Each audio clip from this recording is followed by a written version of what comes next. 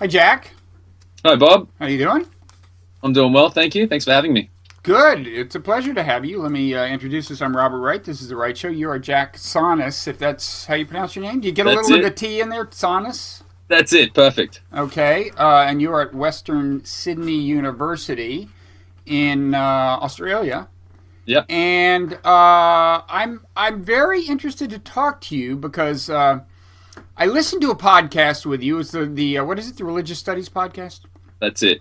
The Religious Studies Project. The Religious Studies Project podcast, so we'll link to that, in which you were expressing grave reservations about the idea of the Axial Age, and also about the use of the term world religions to refer to like what are called the world religions. And these two issues are related, actually. It turns out. Your critique of the concept of the Axial Age and your aversion to the term world religions. So I wanted to start by talking about this concept of the Axial Age and then get to your critique of it. I don't think it's familiar to all of our viewers and listeners, but many of them I'm sure have heard of it. I think Karen Armstrong wrote a whole book about it. Yes, she did. Celebrating it, I assume. I mean, people tend to celebrate it. It's thought of as a time of great philosophical and spiritual growth in ancient times. And in fact, just not long ago, a few weeks ago, I was talking to somebody and they were looking around at all the problems in the world and all the strife, and they were saying, we need a new axial age. We need another kind of moral, spiritual breakthrough. And I said, yeah, it sounds good to me. But maybe after talking to you, I'll say, no, no, no. Whatever you do, don't launch a new axial age. Although I don't think you're saying that the axial age per se was a bad thing. You're just kind of questioning whether it was a thing that deserves a label, deserves to be talked about the way it's talked about at all. Yeah, that's Right? probably closer to it. It's a slippery position, but we'll get there. Yeah, okay. So the axial age, it's associated with a guy named Karl Jaspers who wrote a book mid-20th century, right? You want to tell us what it's supposed to be? Yeah, sure. So you're right. Karl Jaspers wrote this book in 1949 called "On the Origin and Goal of History," which is kind of a long, basically like a philosophy of history, where he's trying to interpret the structure of history. And if you note the date, 1949, it's obviously, right after the war. Jaspers was a sort of a leftist. He was very concerned about what was happening in Germany from the early 1930s. His wife was Jewish as well.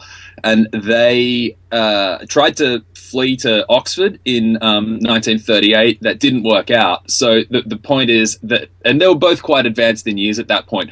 Point is, they spent the entirety of World War II in Heidelberg, bunkered down, trying to sort of hide from the Nazis. His position as a professor at the university afforded them protection in the early years, but then it got increasingly precarious. The point is that after all of this, these traumatic years, and in fact during them, Jaspers and his wife were reading works from the canon of humanity as they saw it. So they were drawing a lot of strength from the Old Testament.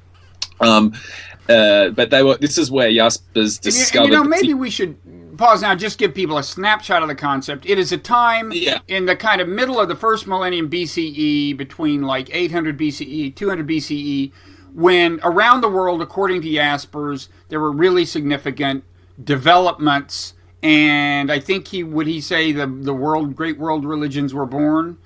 Yeah, effectively, yeah. So it's Greece, Israel, India, China. Mm-hmm. So these are the kind of areas that he's talking about. And you're right. The dates he gives are 800 to 200 BCE. He describes this period as the point at which man, as we know him today, comes into being. So the kind of philosophical thought that is still recognized today. And what was really crucial for Jaspers on his reading of this phenomenon was that it happened simultaneously but independently.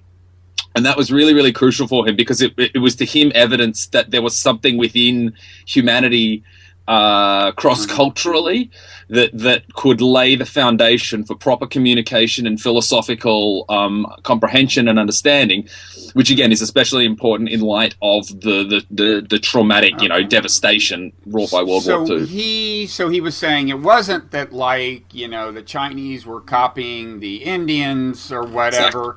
Exactly. It was that Was he arguing that, as technology progresses and societies grow and, complexity and so on, you just get to a point where they have these kind of they converge on the same kind of intellectual and spiritual truths, or what?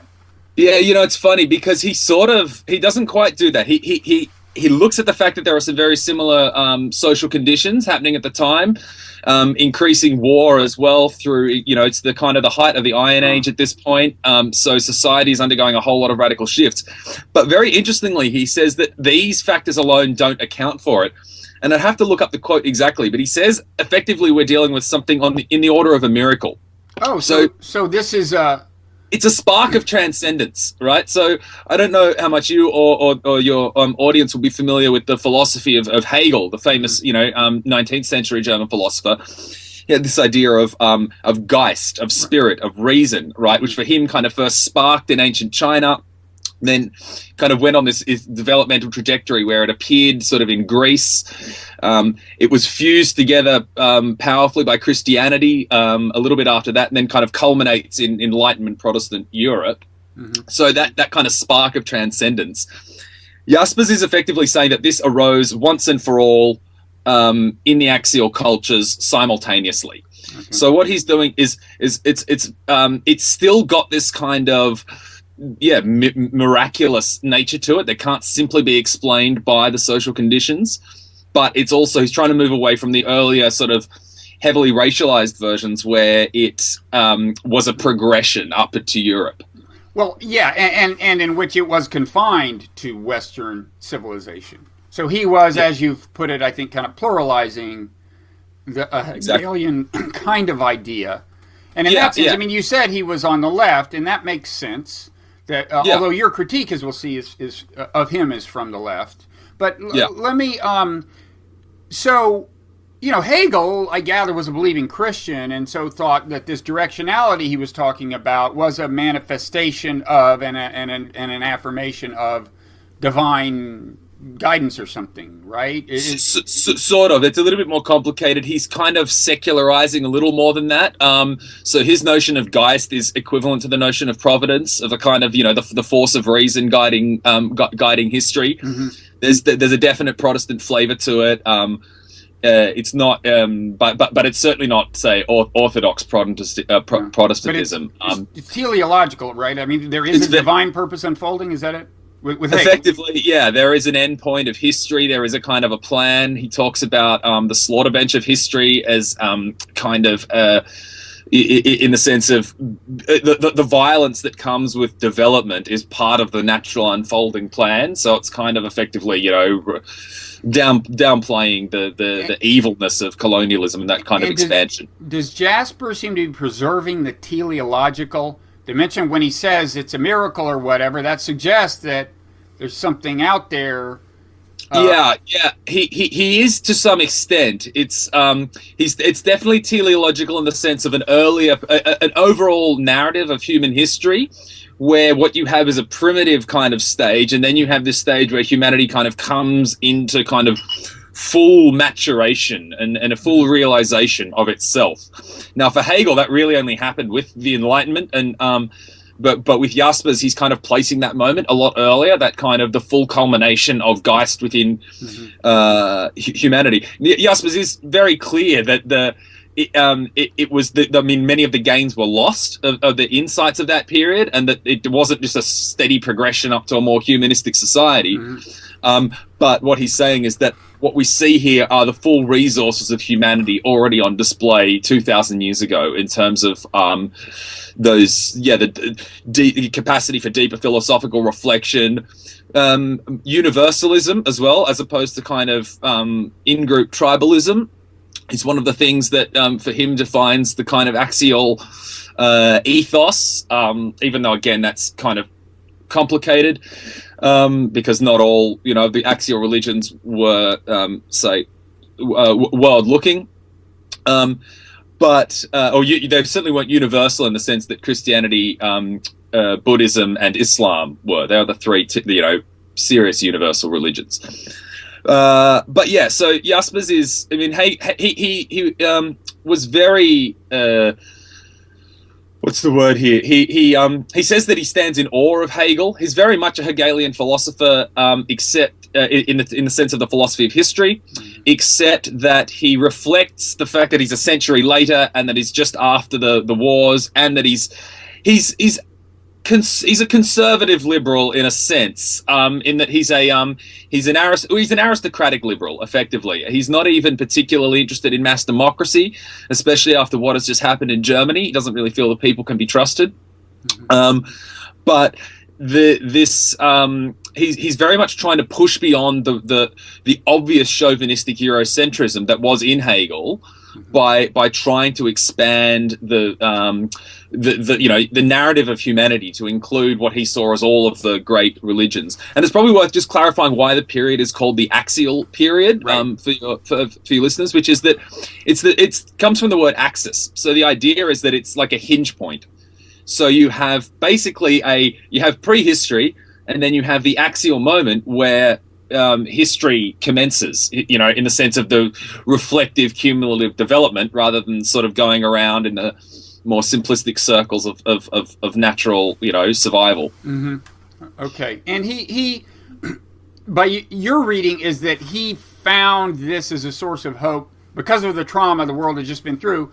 And he saw a kind of parallel. I mean, well, first of all, he's in favor of like universal love and stuff, and some ideas that were manifested in at least some of these traditions he's talking about. But is he also saying, and these emerged after some pretty hard times and some traumatic times, periods of social dislocation, so we can do this again? That's definitely one of the arguments he's making. He's not even emphasizing so greatly the social dysfunction at that time, even though he mentions it. But he's kind of, because it's largely familiar to most of his readers, some of the basics of these different traditions. The West had known about Chinese religions and Indian religions for a good century up to that point. Mm-hmm. So he was trying to sort of reconfigure how people saw these traditions in an overall historical kind of world historical framework, because he's also he's sitting there reading. We were kind of touching on this earlier. He's sitting there during the war, sort of in the early 1940s. He's sitting there reading works, especially of say the Chinese philosophers. He speaks about them quite a lot. There's a lot of letters that we've got that were written during the war, and he talks about these experiences of reading Mozi and Lao Tse, and the it just you can see how deeply it's affecting him. And he says that or something like the resources were already there, or it's a quotation, something like that. So. He sees Shakespeare in the same frame. He's just, it's such a desperate period that he's trying to draw on a deep record. And he actually announces this. 1949 is the famous book, but there's a conference in Geneva in 1946 that's, I believe, the first big intellectual gathering of Europeans after the war. Mm-hmm. And he announces it there. I've got a transcript of it. He doesn't. I think he doesn't quite use the term axial age, but it's basically the theory fleshed out. Okay. So it really is directly as a result of that experience. Okay. And is there anything more you want to say about the axial age concept by way of exposition before we get to your critique? Well, I suppose we should just maybe you mentioned the world religions, right? The concept world religions before. So most people are familiar with, everyone's familiar with that term, and it's probably worth recognizing that the world religions paradigm is one in which you have world religions, big ones, and you have other things like traditional religions or minor religions or new religions. Mm-hmm. And so the axial age is effectively the historical version of that narrative. It's the historical version of the axial age of the world religions paradigm. It's a historical story in which these kind of large religions arise. And there's obviously a bit of a question about whether what happens in ancient Greece is like whether the philosophical developments in classical Greece are religion in the modern sense of the word. According to someone like Pierre Hadot, it definitely is. His great book, What is Ancient Philosophy?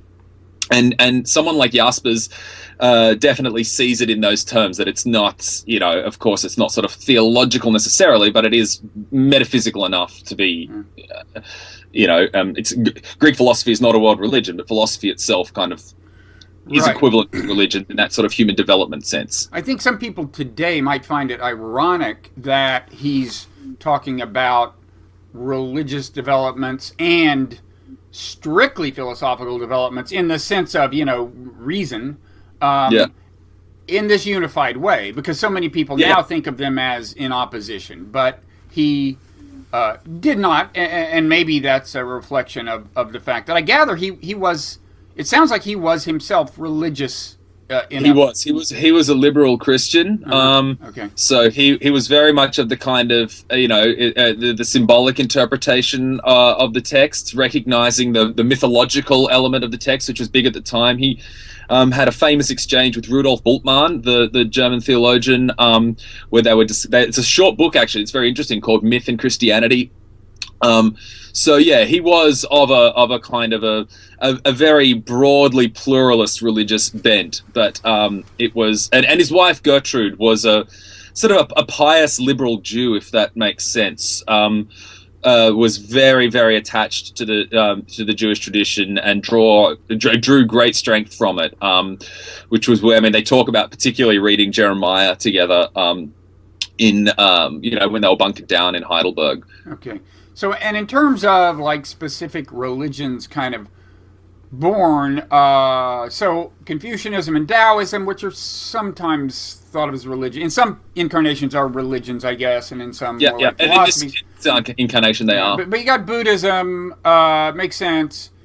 You have Hinduism, the shifts in into the development of Vedic culture in right. So the Upanishads are the heart of the Upanishads is during that period. Although Hinduism per se, you could argue, was created by British imperialists. Yeah, right. Of course. I mean, nobody was calling themselves Hindus until the British showed up and said, "You guys may think you believe different things, but you're all Hindus." No, and you're correct. Yeah, but Jaspers talks of the Upanishads, not of Hinduism. Right. Okay. And then when you said that this is associated with the birth of the great religions, the great world religions, the world religions, whatever they're called, two of them actually, strictly speaking, come later. Islam and Christianity come after this, but I guess he would say that the Abrahamic roots of them come in the middle of the first millennium BC. Yeah, that's it. And there's obviously with early Judaism as well. The real axial kind of moment there is it's not Moses. It's in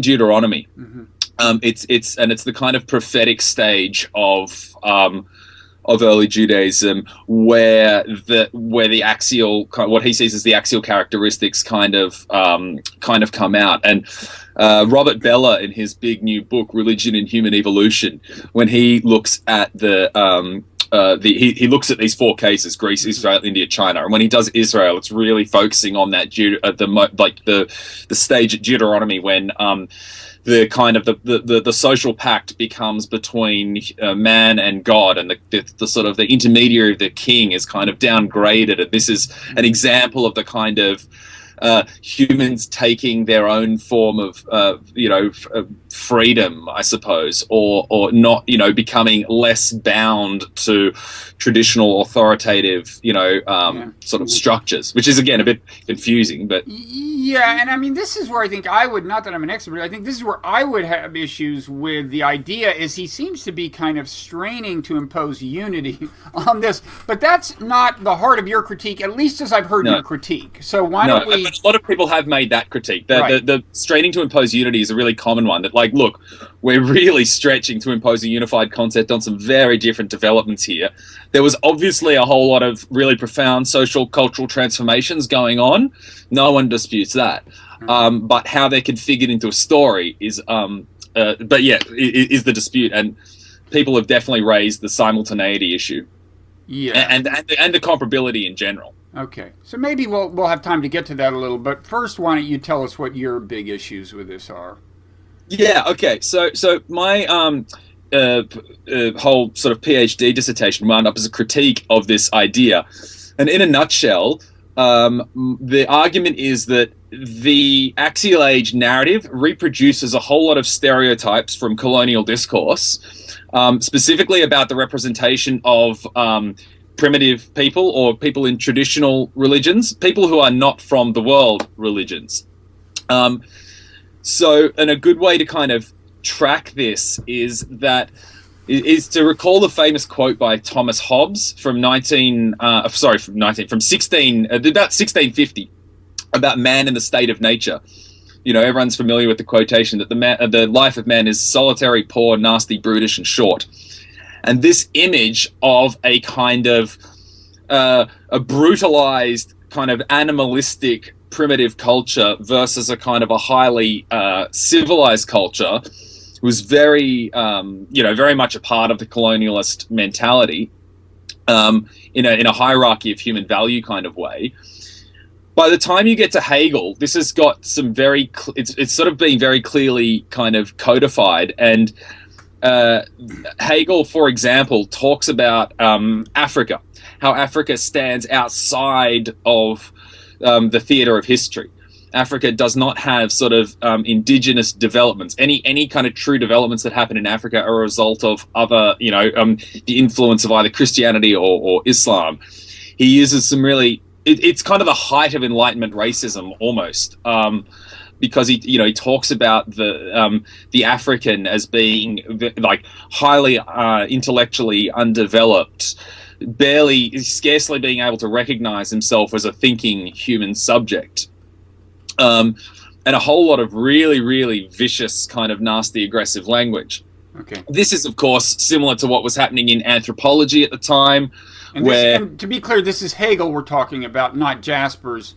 And exactly. Hegel's writing at a time where that kind of language in general is more common than it is by the time Jaspers is writing. Yeah, absolutely. Hegel's writing about 130 years beforehand, 120 years beforehand.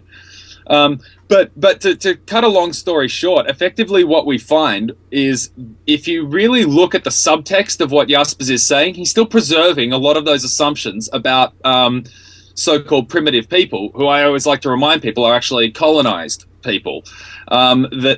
There's a couple of important points. Is that the image of the primitive, right, of a primitive kind of humanity was based on contemporary kind of human groups, right? Groups that people were actually seeing and assuming that humans had kind of always lived like this. So there was already a kind of a conflation saying that these people really hadn't changed. Colonized peoples had not really changed in thousands and thousands and thousands of years, and therefore we have the right to come in and do what we want to do with this land. There's another point that the axial religions are configured as religions of freedom, religions of love, religions where something like a higher human spirit sort of emerges. Now, the implication, of course, is that just isn't present in these other traditions. So I always kind of wonder what Jaspers might have done had he been asked to explain this thesis, for instance, to people, the indigenous Australian inhabitants or to the Native American inhabitants.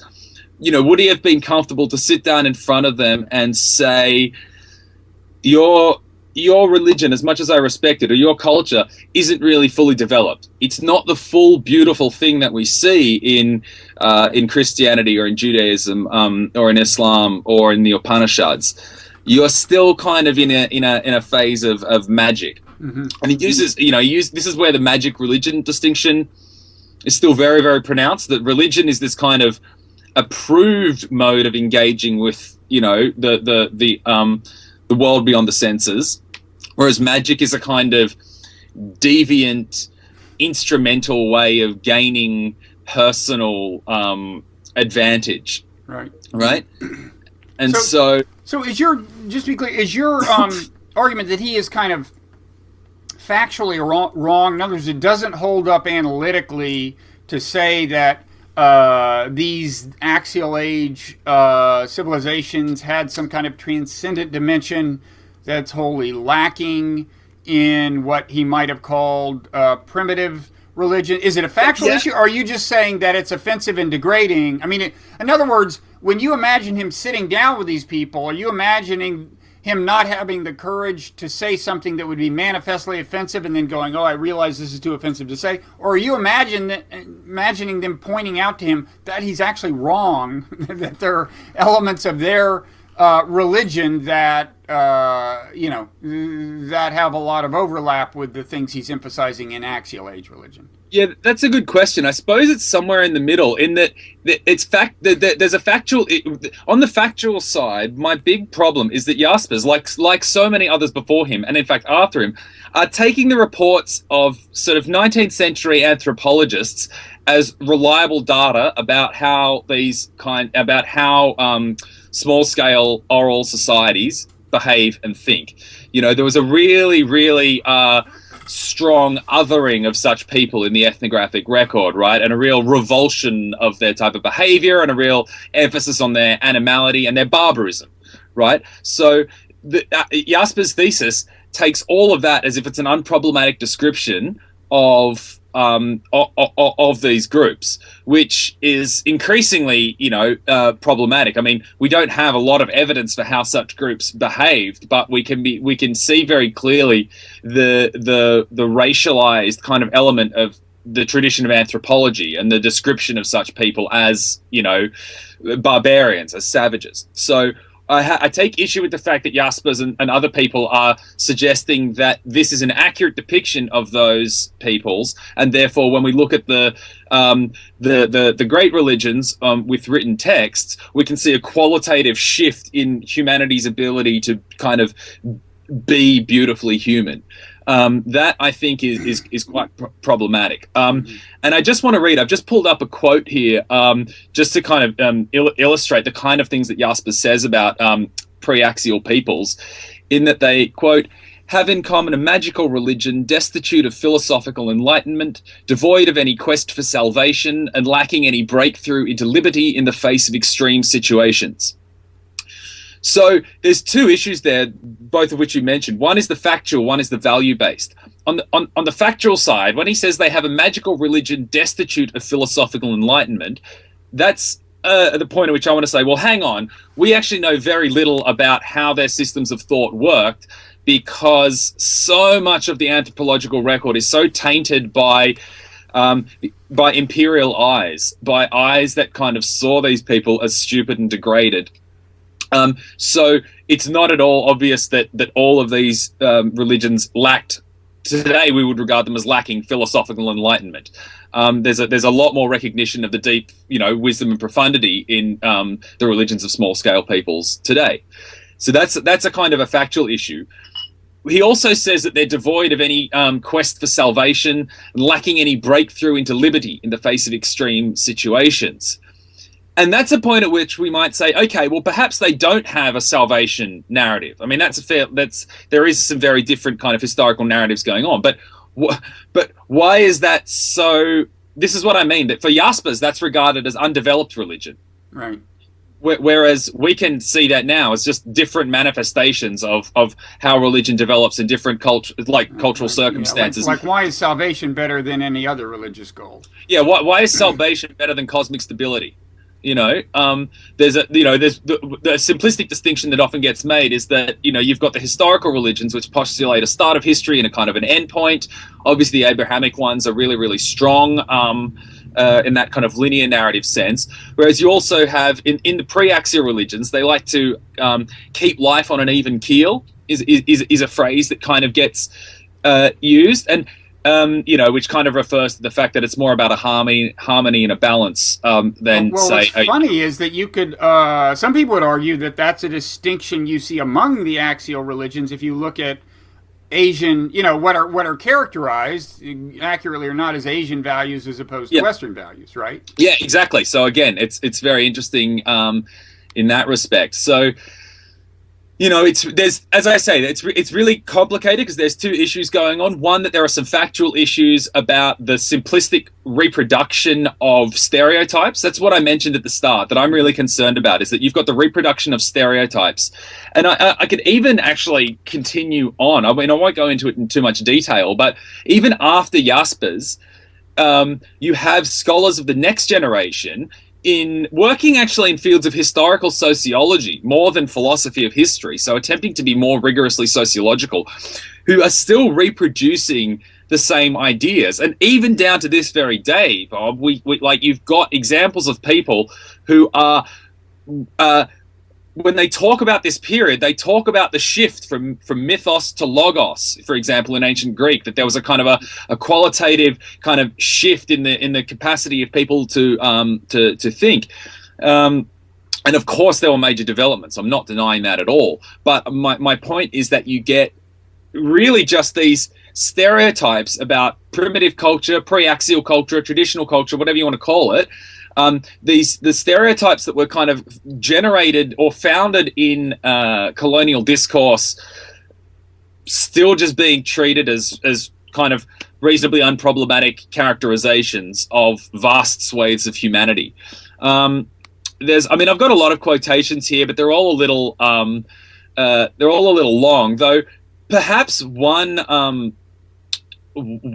that's interesting to raise is, I don't know if you're aware of the work of Charles Taylor's famous work, Sources of the Self. He's a Canadian philosopher, and he talks a lot about the kind of the rise of the modern self. Right, the modern, free, liberated self. It's a book from 1989. It's very interesting. And I've got a quote here. He says, the decline of the worldview underlying magic, which is, for example, the pre-axial worldview, was the obverse of the rise of a new sense of freedom and self-possession in modernity. So again, you already see modernity is configured as kind of the opposite of pre-axial peoples.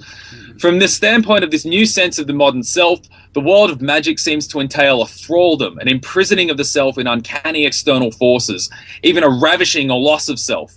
It threatens a possession which is the very opposite of self-possession. So again, there's this kind of othering.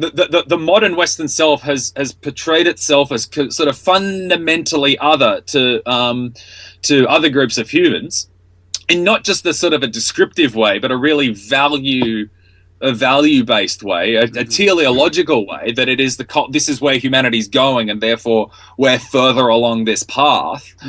And that kind of idea is, I mean, to me, this is 1989. He's saying this, and I'm just wondering, I just scratch my head thinking, what's he basing this on? He's just philosophically riffing on the stereotypes of anthropology and philosophy of history about the kind of lack of moral and intellectual capacities of non-modern peoples. Okay, so speaking of it's a little harsh, but yeah, I would say. I mean, I don't know. It's spirited.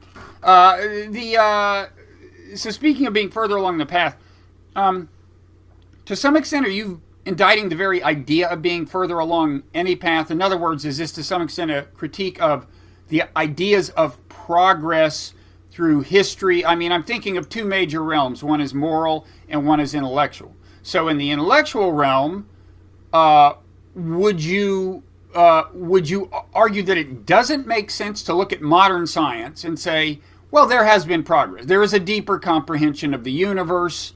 In technology, correspondingly and not unrelatedly, there is the ability to, whether this is good or bad, leaving that aside, there's the ability to manipulate reality more precisely to human ends, and so on. So that's one dimension along which progress is often posited. And then there's the moral dimension. We'll get to that. But why don't we start with this kind of intellectual/scientific dimension of progress? Are you saying that it just doesn't make sense to talk that way? It's a really good question, actually, and it's really nicely broken up. I would say, in general, if we're talking about progress, I don't like the term. I think it's a little bit naively deployed most of the time, and it implies a kind of a directionality that I'm uncomfortable with. If we say, though, if you're going to split between moral and technological, on the technological side, I don't really have much of a problem, because to me, it's more descriptive. If we're talking about technological progress, we're saying that humans attempt to manipulate nature, and we have gotten qualitatively better at that. Again, whether for good, whether it's a good or bad thing is a different story. But our sheer capacity to manipulate the natural world has obviously increased, astronomically. So, I mean, of course, there's been progress in a simple sense there. When we come to questions about moral development, then I'm a lot more hesitant to talk about progress. I like to think about transformation, not development. I mean, it gets very tricky because I've obviously got my own values, and I think a lot of the things that a lot of the values that we've been able to achieve in the modern world with respect to kind of greater liberty and more oversight of violence, of the powerful against the weak, and those kind of things are generally really positive developments. Mm-hmm. What I don't want to do is universalize my preferences, my enculturated preferences, as absolutely, objectively, the story of humanity that everyone should be reaching towards. Because I think there's a lot of ethnocentrism in that. And I mean, I certainly think that humanity has learnt enough about the history of the world that it can't really accept the origin stories of the traditional religions. And therefore that has big impact for how, the authority those traditions have over moral decisions and things like that. And I'm very much a secularist in that sense, and I would very much, and I also don't want to play a game of vapid relativism where it's everything's kind of okay. Of course, it's not. I think you can always stand for values and always argue for values, and passionately believe things and hold things. We're all making leaps of faith in various ways about the things that we hold dear to us and think are most important. Rationalism and secularity, they're ultimately grounded in leaps of faith that you can't prove that it's right to be pursuing these values. So there's leaps of faith everywhere. But as I say, what I don't want to do is just universalize contingent cultural preferences as the story of humanity against which all others are measured. If you make explicit that these are the values by which I'm measuring human history, then you can talk about kinds of moral progress. But that typically doesn't happen. Typically what happens is a really naive assumption that the kind of good version of what the West says it's about is kind of the ultimate aim of human development. This is why I don't like when people talk about progressive politics. I don't really, I understand what they're saying, of course. And we are talking about positive changes, and it's understandable why that gets rendered as a story of progress. But to me, there's just a real naivety about how much about the way that we universalize what are essentially Western values, about sort of individual autonomy, secularity, rule of law.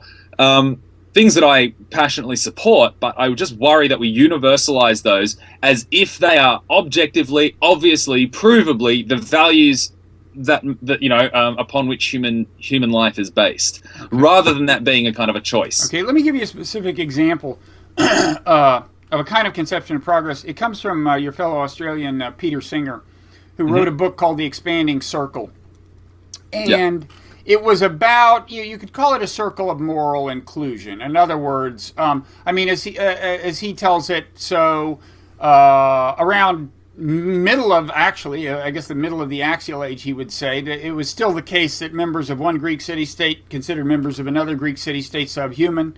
But then they decided that no, all Greeks are human. It's just the Persians who aren't human, And so that was it was progress of a limited kind. And then, through time, you do get people who at least profess what you could call a cosmopolitan morality. In any event, the idea that everyone, regardless of race, creed, or color, deserves basic human rights, respect, and so on. And there's two things he's saying here. One is he personally considers that moral progress. I think I would agree. Secondly, he's saying that it had a discernible kind of engine in a certain sense. He has his own argument about what the engine is. It has something to do with human reason. It has to do with other things. Other sources that have been posited include growing interdependence, economic entanglement that just kind of force people, for the sake of their own economic welfare, to acknowledge the humanity, the people they're trading with, whatever. So that's an example of an argument of moral directionality that A, posits a good and a bad end of the spectrum. B, argues that there's been change toward the good through time, on balance, with backsliding. And I guess C argues that there was, it's not just an accident. The direction is not just an accident. There was a kind of propulsion behind it. Do you have issues with all of that, or? No, not all of that. I really like the sociological dimensions of that. That when we kind of looking at the, some of the material factors behind these kind of changes of attitude, and you get more universalism, the more globalization Right. that happens.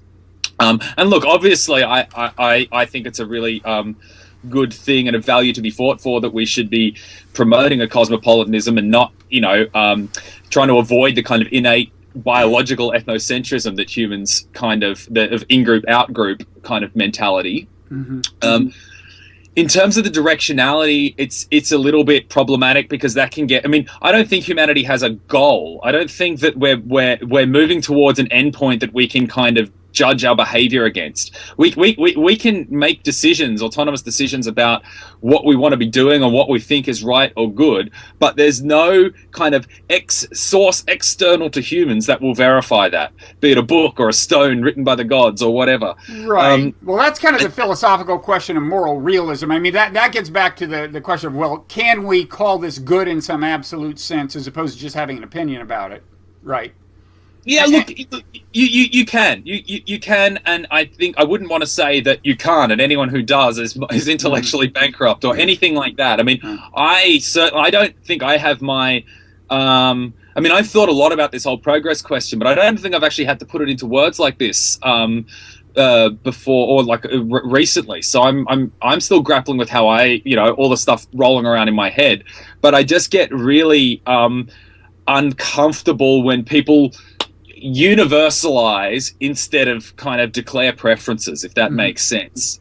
And someone like Peter Singer is obviously pretty good at stock taking where he's going and why he's going there. And I mean, that's really what you want out of any intellectual argument, is transparency, is kind of people to be clear about why they're framing things the way they do, and what the values are. When the values are sort of important for how you configure the story, kind of being clear about those values, rather than just kind of naively reproducing older ideas about the development of culture in which we're like qualitatively superior to other cultures. Okay. Because that's and the other thing I always get really worried about is that I still don't feel that the hypocrisy of the West gets acknowledged enough. Like, we can obviously, everyone can point to the disastrous kind of culmination of science in World War II and those kind of things. But I'm just talking about the more basic fact that the wealthier the West becomes, the more discrepant we are with our values of everyone kind of having a good, fair chance in life. So, proportionally, it's like we're almost getting worse. The bigger the wealthier we become, and the more opportunity we have to live up to our values. So, in that sense as well, I don't tend to. What I really increasingly feel is that there's not a story of like moral progress. There's definitely a story of technological progress. That's a simple sort of almost value-free kind of story in a way. But humans are just the same kind of animals with, as we've always been. And it's a remarkably similar formula, it seems, over, sort of in any, regardless of what cultural situation you're in. You get a bunch of people that are by inclination kind of nicer, a bunch of people that are kind of fairly selfish. When people are threatened, they get the, in-group tendencies really kind of emerge. Yeah. And so again, I don't want to fall into a vapid moral relativism at all, but it's a really, really slippery, tricky slope where, I just worry about the universalizing of Western values. Well, I think the problem is, it's one thing to profess a cosmopolitan or universalist ethos, and I think that's good. I'd rather people profess it than not. But the thing is, everyone always reserves the right to an asterisk. In other words, they say, yes, we should treat all people on the merits, on the moral merits, so to speak. And we should only invade countries that deserve it, But then when it comes to deciding who deserves it, then the kind of the more insidious parts of human nature come to the fore, and we all convince ourselves that the people who deserve punishing are people other than us, and so on. And I think that's really the great moral challenge is in the application of the principle. Yeah. But that's just me. Yeah, and yeah, I mean, to bring it back a little, Jaspers was very clear on this as well. He said the insights of the Axial Age were not capitalized upon, and that it's unfinished work, kind of trying to create this cosmopolitan global society that is so desperately needed because we are so interlinked now as well.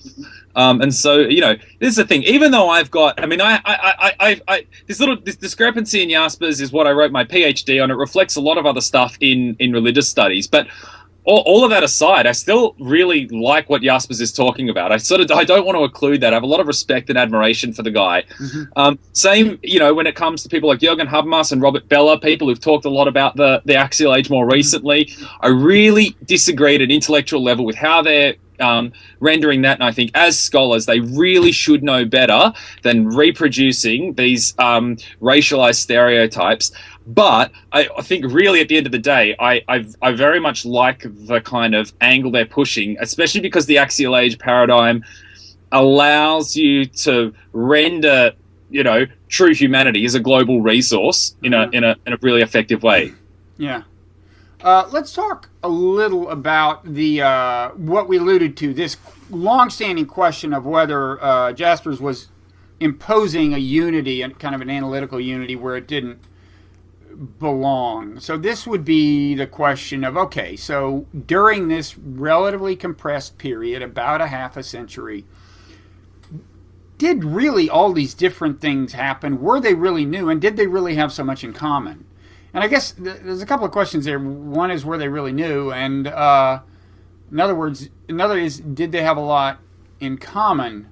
One thing that's funny to me is that, you've described him as taking kind of Hegel in a way. Hegel, who had emphasized progressive development within the Western Greek Abrahamic tradition, and said, wait a second, it's not just these guys, it's Asians, it's people in India, and so on. But in a way, it seems to me like you almost have to strain the most to find it in the Abrahamic traditions. It seems almost easier to make the case for somebody like Mozi in China, explicitly professing, I think, universal love in a rigorous philosophical kind of way, I believe. Or even the Buddhist scriptures that, although I don't think we can precisely date them, if we do attribute them to that period, that ultimately becomes very well worked out philosophy supporting the idea of non-harm to other living beings. I mean, and then in the Abrahamic tradition, he's bringing in like the book of Isaiah. Have you ever read the book of Isaiah? Yeah. I mean, large parts of it are like not exactly, there's a lot of kind of ethno-nationalist retributive stuff. And then there's some nice stuff, but I mean, it seems to me you have to really kind of strain. You're completely right, and this is my post-colonial argument is not really part of the Axial Age debate, but that issue very much is about I mean, in a way, you get around it if you're not trying to actually compare them too greatly. You're just saying that they all represent, in various ways, really significant kind of developments from what came before. But yeah, I mean, Bellah, probably the best person, if you're interested in kind of actually grappling with this, the best person to look at would be Bellah, and his book Religion and Human Evolution from 2011. Because, and it's as you say, it's particularly like, well, how do we, comparing Israel with, say, with any of the other three really is kind of tricky. The Greek, the Chinese and Indian situations are comparable to the Greek in that they're kind of there's a lot to do with a wide spectrum of philosophical kind of paradigms that emerge, and a kind of a cosmopolitan kind of idea that that emerges as well. Yeah, and in the case of the Israelite stuff, it's really not very similar at all. I mean, it's this kind of there's elements of love and kind of expansive individualism as well. I think it's the individualism that Jaspers is kind of reaching to there as well. Because even though it's still very collectivist, what he's seeing, especially with the prophets, is people start to emerge as individuals making more of a claim and making taking more decisive action. It's all a bit scrambled, and it's probably worth mentioning that in the origin and goal of history, he actually doesn't really talk about the axial period very much at all. It's interesting. It's a little bit at the start, and it's not even that comparative. The rest of the book is kind of an interpretation of the progress of science and of the formation of European modernity and questions about the future. It's a very interesting book, but it doesn't concern those. So he kind of tosses this out there and doesn't really resolve it. It's been looked at by have I got the book? I've got something like this. This book just here, right? Axial Civilizations and World History. Oh, right. Yeah, by Eisenstadt. Yeah, I've seen that. Yeah.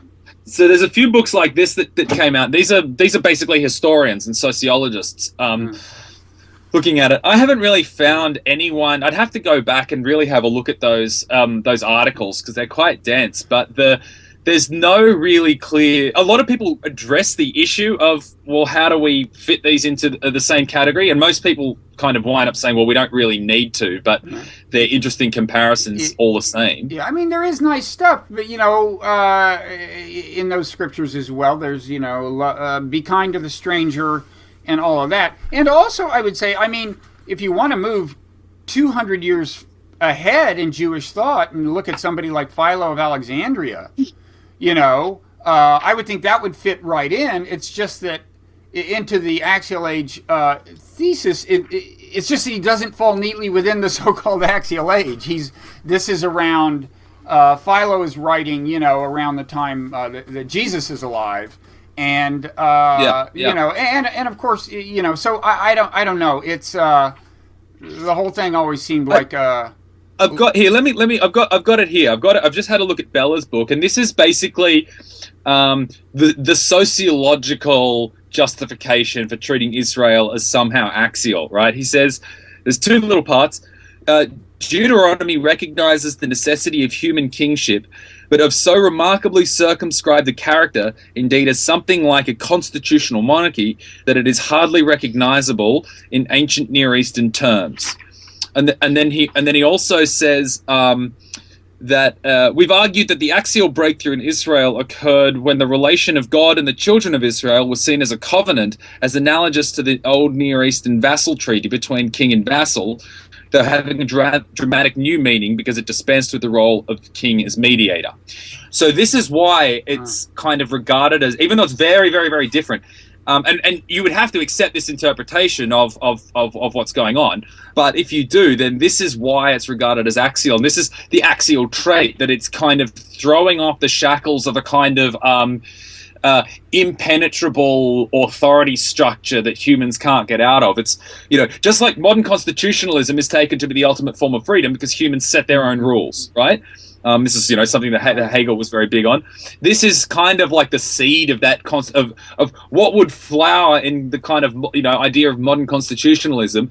Bella is kind of saying you see a really strong seed of that here, and here he's comparing it to earlier Near Eastern societies as opposed to the other axial ones, because they don't configure things exactly like this, the other axial ones, but as in terms of why Israel is seen as axial, even though it's so different, this is kind of why. Does that make sense? I guess. I mean, and I guess this has to do somewhat with the emphasis on the transcendent and on a kind of an unmediated relationship to the transcendent. I mean, that's part of it. And that would be very Protestant. The idea that individuals can connect to the transcendent without going through some political figure. Yeah, exactly. I mean, that's a really good point, because that's another sort of aspect of this, that Hegel is incredibly Protestant in that sort of way, and so is Jaspers. Just like Max Weber, the famous German sociologist, was, it was kind of really heavily anti-Catholic without being polemically so, just by rendering those kind of more Catholic sort of institutional approaches is far more, it's far closer to magic. Yeah. Than to proper, authentic religion, which is unmediated contact with the Plus, they don't transcendence. work as hard in Weber's view, right? Yeah, of course. Yeah. Well, it's more that the Calvinists are psychotic, but yeah. Yeah. Okay. Yeah. Well, this has all been very interesting. There's a lot about this that I don't know, and it inspires me to want to learn more and actually look at Jaspers' book. He sounds like an interesting guy. Yeah, the more interesting book is Robert Beller's one, Religion and Human Evolution. Really? I'm really hoping to get a book out about this soon. Work's preventing that at the moment, just on account of being busy. But the final section I would kind of be offering is some alternative interpretations of a lot of this stuff based on one thing we didn't really talk about at all now, and I won't go on about it, but is that it's really crucial to understand that this is the point at which writing starts to be a major sort of vessel for the communication of cultural memory in humanity. And that has so much to do with what's going on in this period. We didn't even really talk about that today. I mean, that's probably a whole nother conversation. But it's really, really crucial to what's going on. But to the extent that writing is crucial, it's not going to fit neatly into this time period. No, it's not.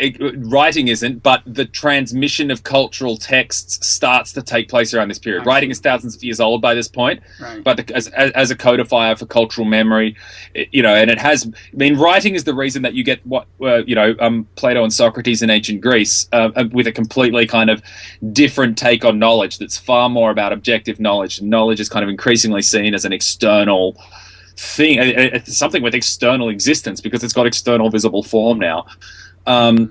Anyway, that's kind of almost silly to throw such a big idea out so late in the piece of this conversation, but I think it's worth mentioning that writing plays a really big part in all of this, and I wish I'd maybe found a way to work that in earlier.